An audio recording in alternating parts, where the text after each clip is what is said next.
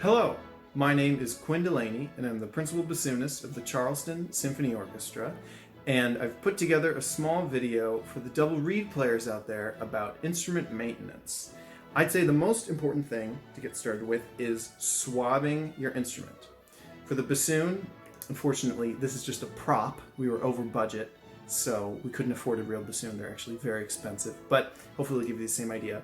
And for bassoon, I usually start with the wing joint. This is the wing joint, and you'll have two swabs for the bassoon. If you've got the red and gray ones are really common. The red one is for the wing joint, gray one is for the boot. So you're gonna have some kind of weight. It's sometimes it's kind of like the chain sort of thing. Sometimes it's a weight like this. Just put the weight through. Just let it fall so it goes all the way through down like that. And doesn't have to be too slow, but shouldn't be too fast either. Just pull it through. And for the wing joint, you can pull it through a few times if you need be. You can check and just look at it through the light, and you can see if it's like nice and like smooth and reflective. You've gotten all the water out, and you can still kind of see the grain in there. Then there's still too much moisture. And for the boot, it's very important before you swab it to take it, and so it's the wing joint goes in here and the long joint goes in here.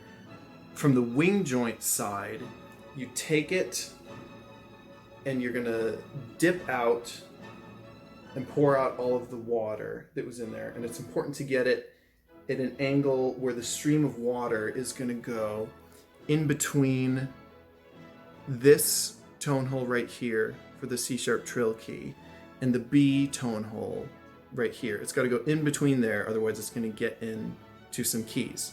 So you pour the water out and then pull it back this way, and then you take your swab. If it's the kind, I actually don't like the swab very much. If it's the kind with this like brass ball on the end, you have to be really careful to put it in nice and slowly. And I usually kind of tilt it to the side a little bit so it'll kind of follow the curve on the U-tube on the inside, so it doesn't dent the U-tube. That can happen. And then turn it the other way. And it can be good, pull it about this much of the way out, and you can just leave it in there for a second for it to absorb all the water, and then just pull it through nice and slowly, and then you should be good to go. I don't know as much about playing the oboe, and we couldn't afford an oboe either. We couldn't afford even the prop of an oboe, but I know that there are two different types of swabs for the oboe, and one you pull all the way through and one you don't pull all the way through. So make sure you know which type of swab you've got.